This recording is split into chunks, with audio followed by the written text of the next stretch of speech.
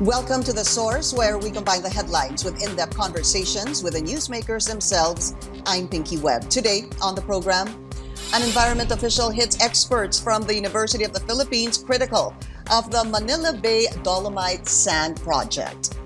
Also, washed in or washed out? The DENR insists that the Manila Bay white sand remains. They also urge UP experts to work with them for free.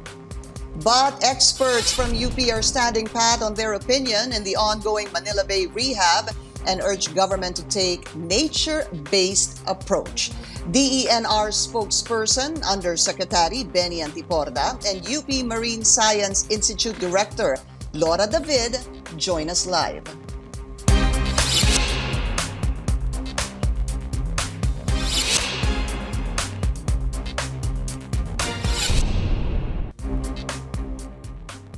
The environment spokesperson lashed out at experts from the University of the Philippines over the white sand beach project along Manila Bay. In a laging handa briefing, Undersecretary Benny Antiporda called the UP experts mercenaries, saying they have no right to criticize the project. Antiporda also claims the government has paid UP scientists some $500 million since 2016.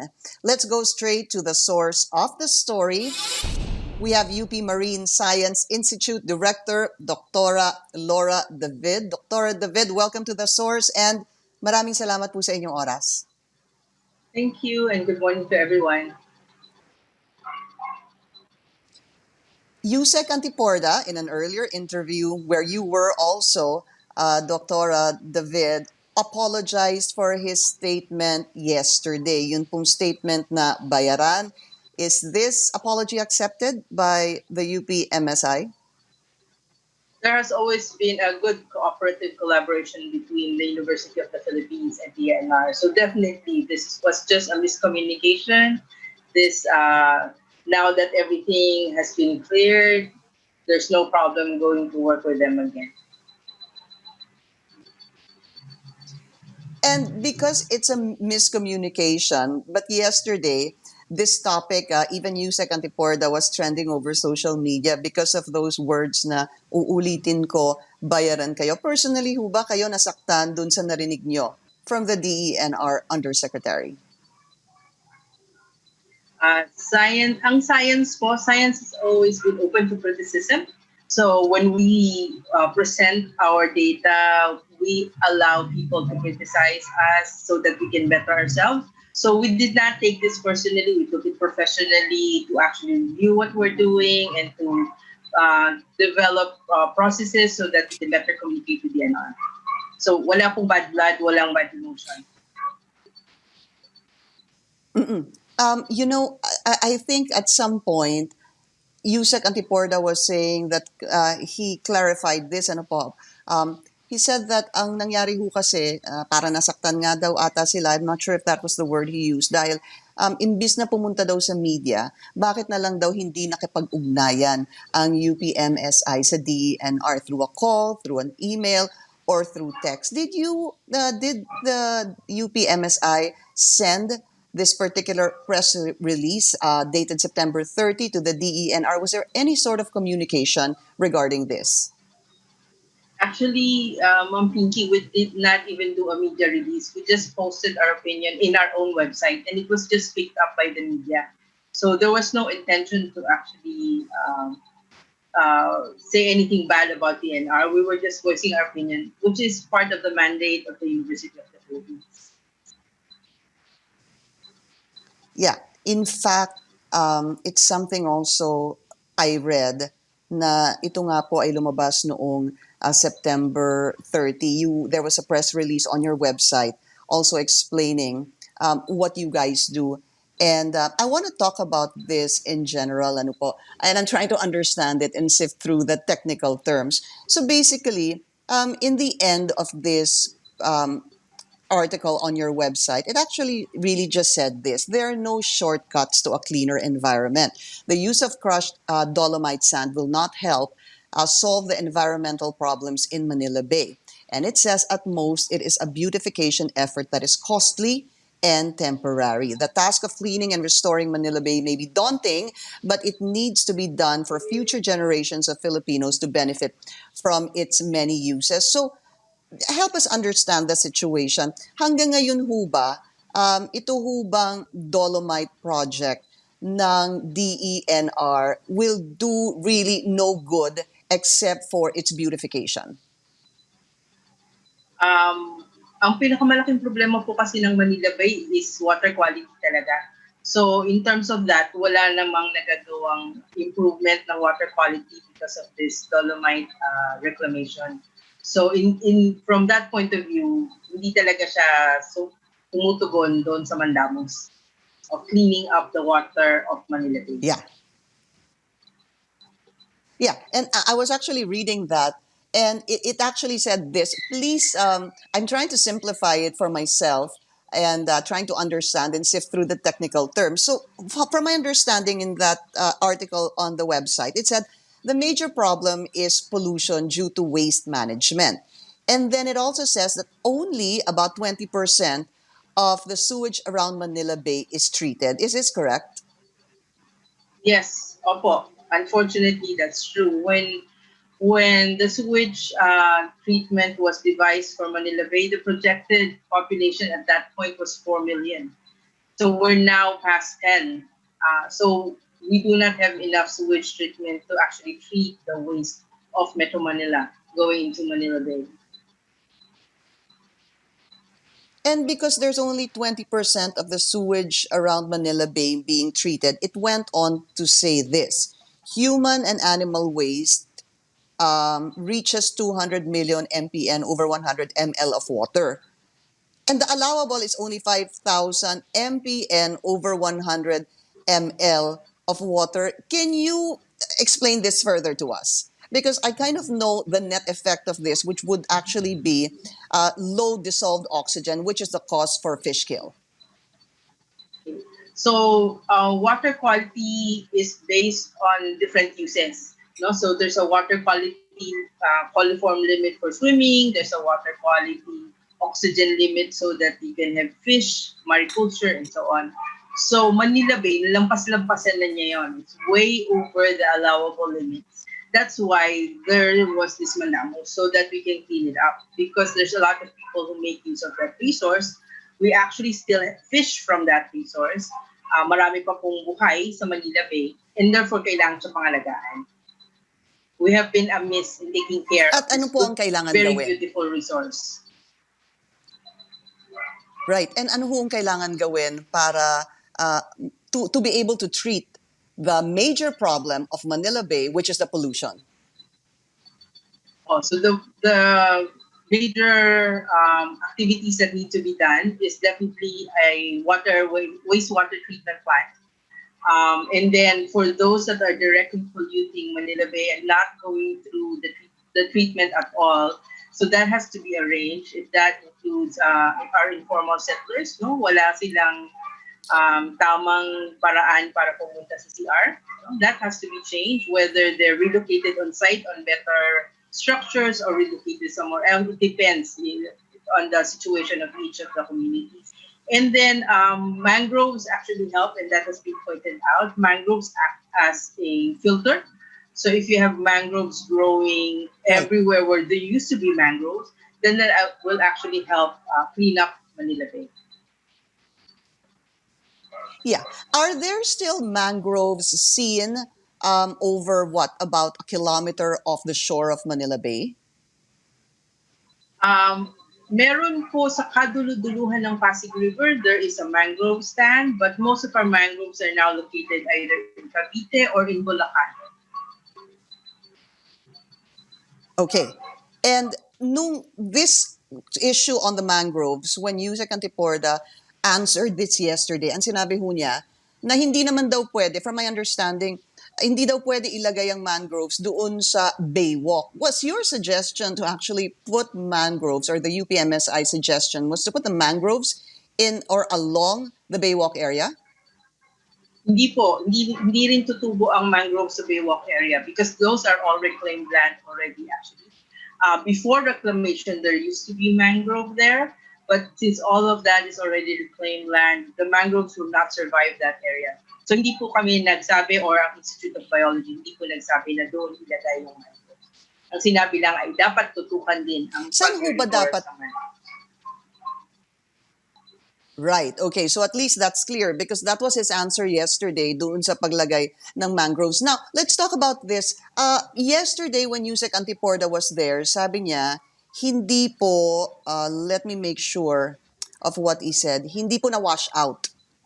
Kung hindi na-wash in daw yung itim na buhangin doon sa puting buhangin. Would you agree that that's what happened because of the rains yesterday? Actually, Miss Pinky, dapat po puntahan namin yan. Puntahan at tignan at isample para nga malaman kung ano ba talaga nangyari. Kung na-wash out ba talaga or na-wash in. Kailangan talaga po pag-aralan muna. I cannot answer that through just the pictures. Somebody has to sample it. Fair enough. But in a normal setting where there is rain, where there are waves, when of course there's also erosion, ano ho bang nangyayari sa buhangin na nasa shore kapag umulan? Siyempre, I know it also depends on wind direction and other factors. You're correct. No? It very much depends on wind direction and also wave action, wave strength. So both things could happen. You can have sand that is already on the beach eroding, and you can also have sand or other sediments that are offshore coming into your coast. So depending nga sa wave action, depending sa wind, both can actually occur. But there is no, let's say, SOP on this. Na you can't say if it works for one beach area, it works for the rest because, again, it would depend on certain other factors such as wind. Yes, and also geomorphology. Kung ano po itsura ng coast, ano yung mga nakaharang, ano yung daloy ng tubig so that it can bring more sediments or take away sediments. So there are many things. So you cannot have one recipe for every coast. You really have to study every coast specifically in order to be able to say if a certain reclamation is appropriate for that, and also what type of materials you're supposed to use to do such activity. But does it even matter if it's washed in or washed out? Is that even something that needs to be considered? Because the net effect of that would actually be, for me, Dr. David, nawala, maybe temporarily or permanently, yung puting buhangin. Does it matter? Is that what you're asking me? I guess it depends on the purpose of the place. No, if it's reclamation in order to have additional area for you to put things on, then I guess it doesn't matter. But if it's you place it there for beautification so people can enjoy a white beach, then it does matter. So it depends on the final purpose of the project. Which, let's talk about the final purpose of this project, really is for beautification. So now let me ask a question again to be very clear about this. Does it matter if it was washed in or washed out? No. No. In the end, if that is the purpose of beautification, then what you want is a white beach. If that's the purpose. Paano ho ba yung, I hope you can help us understand this. Okay, so now you say it doesn't matter if it's washed in or washed out. Pero pag matabunan ho ba, this is really just to understand the situation. Pag matabunan ho ba yung puting buhangin, nawawala ho ba siya at some point? I hope that's not such an ignorant question. Or babalik din ho ba siya at aangat din ho ba siya ulit? Good question. If you go all over the Philippines, diba, may mga particular types of sand. May Boracay sand, may Batanes Pebble Beach. So what material you have there is exactly what can withstand the energy ng waves na dumadating doon. So panayad ang Boracay, so maninipis, ma-fine yung kanyang mga sand, malakas ang agos at hampas ng alon sa Batanes, and therefore bilog-bilog yung mga bato doon at yun ang appropriate doon. So dito po sa Manila Bay, may appropriate sediment. yun yung mamamalagi sa kanya. Dolomite, the crushed dolomite is actually too fine, so it can more easily be washed out, and that's a problem kasi that means we have to regularly upkeep, if not annually, then at least every 5 years, depending kung tinamaan tayo ng big storm or not, to regularly upkeep and put more and more sand on that in order to keep that beach the way it was intended to be by the But project. that would be very costly. Napakamahal nun. Kasi parang what you're saying is that we can keep it is as long as every year we rehabilitate it. That's correct. And that's typical of a lot of such beach nourishment all over the world, that there is actually a regular upkeep. In Miami, for example, the South Beach is upkept at $5 million a year. So they invest in that because they earn from that tourism hundreds of millions. So for them, it's a good investment. So you have to do the economics if it's worth maintaining it or not.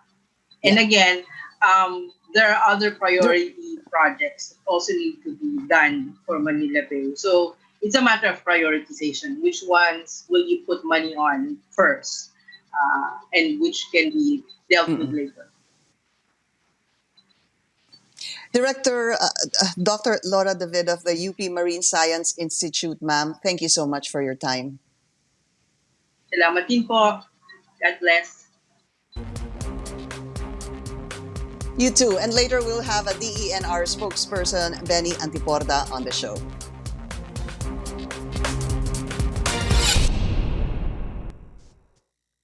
You're watching The Source on CNN Philippines. Our guest today, DENR spokesperson and Undersecretary Benny Antiporda. Yusek, let's start with this. You were trending on social media yesterday because of your bayaran remark on UP experts. I know you'd like to make a statement regarding this. Please go ahead, sir.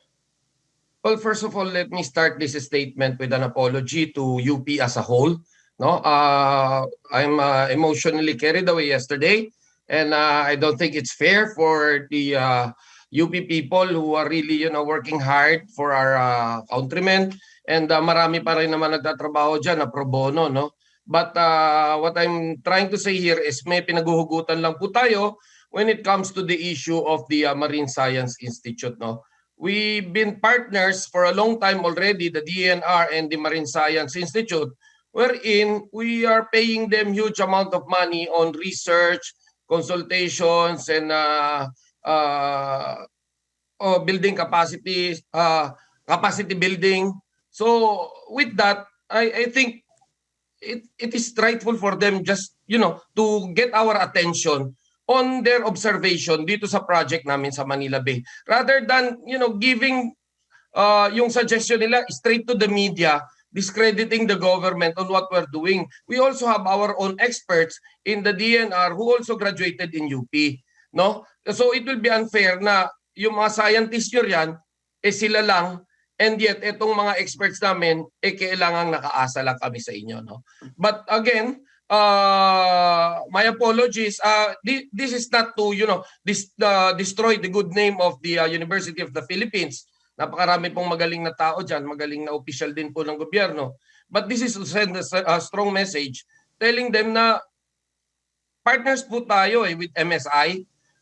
Siguro naman nung kasalukuyang babayad po kami ng malaking halaga, nagagawa nyo po kami tawagan at nagagawa nyo sulatan kami. Bakit po ngayon? Diretso po sa media at hindi lang po isang beses, halos araw-araw pa po. Yun lang po naman ang amin. Yusek, I need to clarify that though. Speaking to Dr. David a while ago, I'm not sure if you heard it, sir. Sabi niya, hindi naman po sila dumiretso sa media. In fact, I also looked into this. And their press release about the Dolomite project, dated September 30, was released on their website, sir. It was media that picked it up from the website of UPMSI. So could you have been wrong by saying, pumunta sila sa media? Because it was on their website. Well, the website is also part of the media, no? Though it is their personal website or it's the website of their office, still media rin po yan. Ang atin po is, noon po bang nagtatransaksyon po tayo at kami po ay nagbigay ng 210 million noong pong taong 2016. Ipinost nyo ba kagad sa website na kayo po itatanggap ng 210 million pesos galing sa DENR? Di pa po, hindi. Nag-uusap po, nagkaroon po ng pirmahan ng kontrata, nagkaroon po ng serbisyo. Na-post po ba sa website yan o naibigay po ba sa media yan? Di ba po, hindi. Yun po yung sinasabi namin. Doon po kami pumupunto. Hindi po kami pumupunto sa sinasabing yung freedom nyo or yung responsibility nyo to the people to inform them. Yes, it is your mandate also to inform the people about your observations. But what we're saying is, partners po tayo. Hindi po ba tama sa mag-partner na sinasabihan mo, partner, mali ka, ganito sana gawin mo. Okay? Kapag hindi po kami nakinig, that's the time you go or you come up with your own statement on that dahil hindi kami nakinig. But if in case nakinig kami, pwede nyo ring ilabas at sabihin na buti naman at nakinig sila. Okay, so to be clear about this, Yusek, are you blaming UPMSI for publishing this article on their website, or are you blaming media for picking this up, or maybe can you blame the DENR for not picking up this press release by this statement? It wasn't a press release, this statement by UPMSI. I don't think I have the right to blame anybody on this, but what I'm trying to say is partners po kami. Yun lang po. Doon lang po ako naghumuhugot ng sinasabi. Okay. Partners po kami. There is a protocol kapag mag-partner kayo at dapat siguro nag-i-inform kayo sa isa't isa kung ano yung tama at mali. And because you're partners, sir, ito nga po yung lumabas doon sa article na in the end, they're saying this is a long task to rehabilitate Manila Bay and this beautification is short-term and costly. So what do you say to that now? Okay. When it comes to short-term, nagkakamali po kayo dahil ito po ay pinag-aralan din po naman ng ating pong mga experts din po rito sa DENR. No po? At yung sinasabing it's a waste of money, well, for the information of everybody, since 2009, lumabas po 2008 yung Mandamus. Since 2009, pinondohan na po yung Manila Bay na yan. 4 agencies pa lang po ang pinangkuhanan ko ng research. We are spending about 3 billion pesos per year na wala po tayong nakikita. As of now, sa mga projects po namin, yung po narinig ko yung sinasabi nila yung sa water quality dahil hindi raw sapat. Natural po hindi sapat yan. Yes. Dahil din po naman pa ang budget namin and yung STP po namin dyan pa lang sa harap mismo ng Baywalk area, no? Ang kasunod po nito, yung phase 2 po, etong Baseco area, meron na pong magiging STP dyan and dito po sa Parañaque. And all over Manila Bay po ang target. But slowly, of course, because of the budget constraint. Now, ang ginastos pa lang po namin as of now is about 2 billion. No? For 1 year itong ginagawa namin. But you can see drastic change. Ngayon po, yung picture, nakalabas po. Yan po yung mangrove area na ginawa po ng DENR NCR. No po? Diyan po sa Baseco. Now, you've been telling us mangrove. Ayan po. Ang sinasabi nyo nga po, Cavite, Bataan. Ayan po, Maynila. Baseco area and at the same time, La Papachea area. Tumutulong din po kami sa mangrove niya. Nagtatanim din po kami. So we are doing our job. No po? But we really need to talk to UPMSI also. They need a lot of catching to do. Because in the first place, they are missing a lot of developments na nagawa po ng DENR, no? And of course, yung sinasabi natin na Dolomite, kapag nagkaroon ng big storm or storm surge, no? Talagang guguho at mawawala lang yan. Well, kahit naman po anong structure, hindi yung sinasabi nating ordinary structure na ilagay nyo, kahit na ho sa kabilang kalye, if it is a big storm or a storm surge talaga, I don't think it can withstand the power of nature.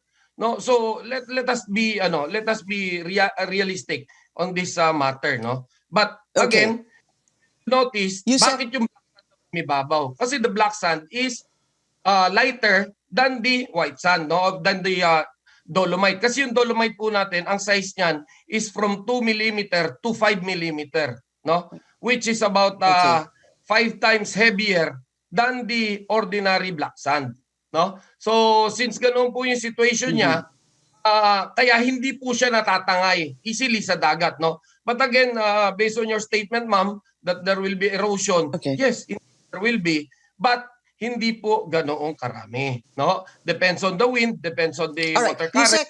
Yusek. And of course, ang pinaka-importante po sa Right. lahat, yung maintenance po natin, hindi po tayo gagastos ng malaki.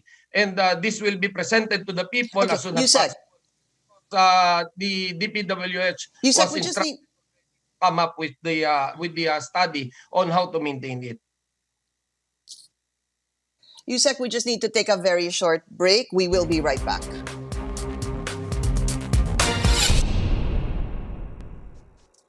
We're gonna have to say thank you to Yusek Benny Antiporda on television, but we will continue our discussion on Facebook. Thank you for joining us here on The Source. I'm Pinky Webb. You're watching CNN Philippines.